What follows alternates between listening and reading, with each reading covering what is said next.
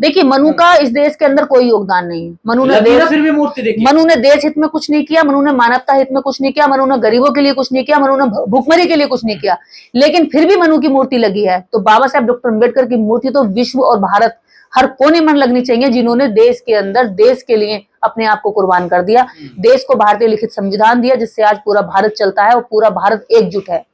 तो न्याय के मंदिर में अगर बाबा साहब की मूर्ति नहीं लगी तो फिर कहाँ लगेगी बताइए? ये तो इन लोगों को सोचना चाहिए, जो जातिवादी लोग हैं, कि न्याय के मंदिर में अगर बाबा साहब डॉक्टर अम्बेडकर की मूर्ति नहीं लगेगी तो फिर ये कहाँ लगेगी। आप लोगों को अगर विरोध करना है तो विरोध करिए इस देश के अंदर कास्टिज्म का, विरोध करना है तो विरोध करिए सरकारों के गलत फैसलों का, विरोध करना है तो करिए उन रेपिस्टों का जो रेप करके बहन बेटियों का रेप करके खुले सड़कों पर घूम रहे हैं, उनको न्याय करने पर उनको घसीट कर लाइए, लेकिन उन तक आपकी पहुंच नहीं है। अगर वो पहुंच भी रहे हैं तो आप सेटलमेंट कर लेते होंगे। ये वो वकील हैं जो कभी न्याय किसी को नहीं दिला सकते, ये सेटलमेंट करते हैं बैठ करके अपनी कुर्सियों पर, जानते हैं? ये वही वकील है जो अन्याय करने वालों के, रेपिस्टों के साथ, हथियारों के साथ, जातिवाद करने वालों का साथ देते हैं, उनको प्रमोट करते हैं, उनके केस लड़ते होंगे। और ऐसे ही लोगों की वजह से जातिवाद पनप रहा है।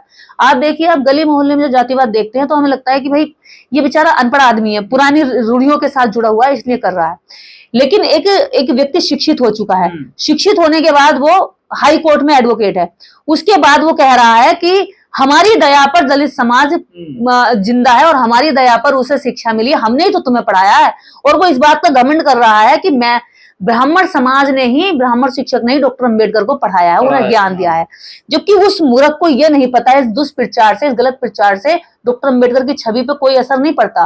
बाबा साहब डॉक्टर अम्बेडकर को किसी भी ब्राह्मण शिक्षक ने नहीं पढ़ाया। ये बात दोनों ही पक्ष समझ ले, वो भी जो भ्रम फैलाते हैं और वो भी जो इस भ्रम में आ जाते हैं। दोनों पक्षों को मैं कहना चाहती हूँ, बाबा साहब डॉक्टर अम्बेडकर से लेकर के आज तक दलित समाज के लिए ब्राह्मण समाज ने किसी भी तरह का कोई भला नहीं किया है।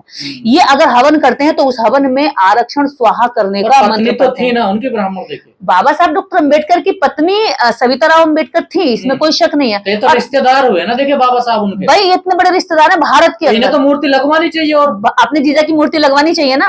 भारत तो के अंदर क्या होना चाहिए? भारत के अंदर एक शराबी, एक नशेड़ी, एक जुहारी दामाद भी अपनी ससुराल में सम्मान पाता है, अपने सालों से, सालियों से, अपने ससुराल वाले रिश्तेदारों से सम्मान चाहता है और सम्मान मिलता है उसे, लोग पूछते हैं पैर। लेकिन एक विद्वान, एक विकसित बुद्धि का व्यक्ति, एक महान व्यक्तित्व जो डॉक्टर अम्बेडकर हैं, वो अपनी ससुराल पक्ष से हमेशा अपमानित होते हैं। कारण जातिवाद।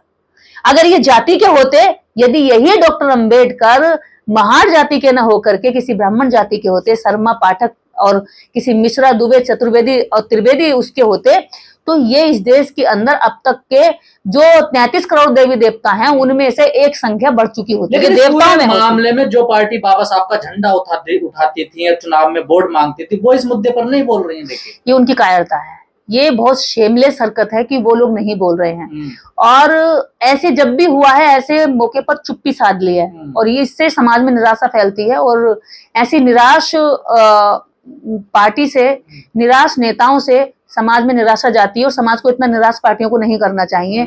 जो पार्टी रेपिस्टों का भी साथ देती है, उन्हें माला पहनाती है, स्वागत करती है, यहाँ पर बाबा साहब डॉक्टर अम्बेडकर जैसी महान शख्सियत का भी वो पार्टी आज नाम लेने से घबरा रही है, उनकी मूर्ति लगाते टाइम पर अपना बयान देने से डर रही है। तो ऐसी स्थिति में लोगों को बड़ी निराशा होती है। निर्देश जी, लगातार ग्वालियर हाई कोर्ट में बाबा साहब की प्रतिमा को लेकर आंदोलन चल रहा है और कई दिन हो गए हैं, वहां पर भिड़ंत भी हुई, झड़प भी हुई, लेकिन तमाम सामंतवादी और मनुवादी वकीलों ने बाबा साहब की मूर्ति अभी तक नहीं लगने दी है। देखिए, इससे पता चलता है कि ऐसे सामंती और जातिवादी लोग आज भी देश की न्याय व्यवस्था को कितना डैमेज कर रहे हैं। आम नागरिक क्यों न्याय तक नहीं पहुंच सकता, क्यों न्याय तक नहीं पहुंच पाता, क्यों उसकी चप्पलें घिस जाती हैं, पीढ़ियां गुजर जाती हैं और वो न्याय तक नहीं पहुंच पाता। इसका कारण यही है जो आज आपको देखने को मिल रहा है कि हाई कोर्ट में जब इस तरह के वकीलों की संख्या भरमार है, कल यही हाई कोर्ट के वकील जब जजेस बनते हैं, जब ये अपने न्याय की कुर्सी पर बैठते हैं, तो क्या इनसे न्याय की उम्मीद की जा सकती है? जिनके दिमाग में, जिनके जहन में आज भी ये भरा है कि मैं मिश्रा हूं, मैं पाठक हूं और हमारी रहमो करम पे ही दलित समाज रोटी खा रहा है, हमने इनको शिक्षा दी है, हमने इनको रोटी दी है, हमने इनको इज्जत दी है, हमने इनको सब कुछ दिया है। ऐसा बोल रहे हैं वो अपनी वीडियो में बोल रहा है, यानी खुद को भगवान मान रहा है। तो आप सोचिए, जो जाति अपने आप को भगवान मानती हो, इंसानों में भेदभाव करती हो भगवान समझकर, और सोचती हो कि हमारे रहमो करम पर दूसरे लोग पल रहे हैं, जहां संविधान के तहत समस्त नागरिकों को समानता का अधिकार है, वहां पर एक विशेष जाति खुद को कहती है कि मेरे रहमो करम पर बाकी देश की जो करोड़ों की आबादी है, दलित आबादी, वो मेरे रहमो करम पर पल रही है। तो ऐसी घटिया सोच वाले लोग अगर न्यायालयों में बैठे हैं तो सोचिए वो न्याय को कितनी बुरी तरीके से डैमेज कर रहे होंगे। बाबा साहब तो संविधान के रचयिता हैं, वो समानता आधारित मतलब समाज चाहते हैं, उनसे इतनी नफरत, इतनी घृणा, बाबा साहब से इतनी घृणा। आप सोच सकते हैं, जब एक व्यक्ति नहीं है और सिर्फ उसकी मूर्तियां हैं, जब बाबा साहब डॉक्टर अम्बेडकर की मूर्तियों से इतनी नफरत है, तो आप कैसे सोच सकते हैं कि जीवित इंसानों से जातिवाद नहीं होता होगा? जीवित इंसानों के साथ जातिवाद ये लोग नहीं करते होंगे। ये देश के अंदर जातिवाद का घिनौना चेहरा इस कदर हावी आपको दिख रहा है ग्वालियर हाई कोर्ट के अंदर, और वकील चीख चीख कर कहना है कि हम घोर जातिवादी हैं, लेकिन फिर भी जब जातिवाद पर उनसे सवाल करेंगे तो वो कहेंगे जातिवाद तो साहब है ही नहीं कहीं। तो ये वही दो मुंहे नाग है, जो देश के अंदर जो आतंकियों से ज्यादा खतरनाक ये जातंकी हैं, जो देश के अंदर की एकता को तोड़ रहे हैं, भाईचारे को खत्म करते हैं। तो क्या लगता है आपको, लग पाएगी ग्वालियर हाई कोर्ट में बाबा साहब की? देखिए, मूर्ति तो ग्वालियर हाई कोर्ट में ही लगेगी, क्योंकि वो कोर्ट का फैसला है, उसको कोई नहीं। शर्मा मिश्रा पाठक साठक जाने कितने आए और कितने चले गए, लेकिन बाबा साहेब की प्रतिष्ठा को आज तक कोई डैमेज नहीं कर पाया, उस पर कोई हमला नहीं होने देंगे हम लोग। और मूर्ति तो वही लगेगी, क्योंकि मूर्ति बाबा साहब डॉक्टर अम्बेडकर की इसलिए लगेगी, पूरे भारतवर्ष में नहीं, पूरी दुनिया में जहां जहां लोगों ने बाबा साहब डॉक्टर अम्बेडकर को जाना, समझा, पढ़ा, उनको सम्मान दिया, तो ग्वालियर हाई कोर्ट ने भी बाबा साहब डॉक्टर अम्बेडकर को जिस सम्मान में उनके लिए, उनके स्मारक को, उनके मूर्ति को स्थापित करने का जो आदेश दिया है, वो कोई एडवोकेट उनके घर पे या उनके घर की छत पे उनके सिर पे नहीं बन रही है, वो सरकारी स्थान पर बन रही है। और सरकार अगर न्यायालय अगर उसके लिए आदेश दे रहा है तो ये कोई एडवोकेट इसमें रोकथाम नहीं कर सकता। मध्य प्रदेश हाई कोर्ट के जो चीफ जस्टिस हैं वो कह रहे हैं सुप्रीम कोर्ट की तर्ज पर हम यहाँ पर मूर्ति लगा रहे थे, इसमें गलत क्या बताइए? देखिए, जो सुरेश कुमार कैथ हैं हाई कोर्ट के माननीय न्यायाधीश, उन्होंने जो कहा है वो बहुत बेहतरीन बात कही है। जब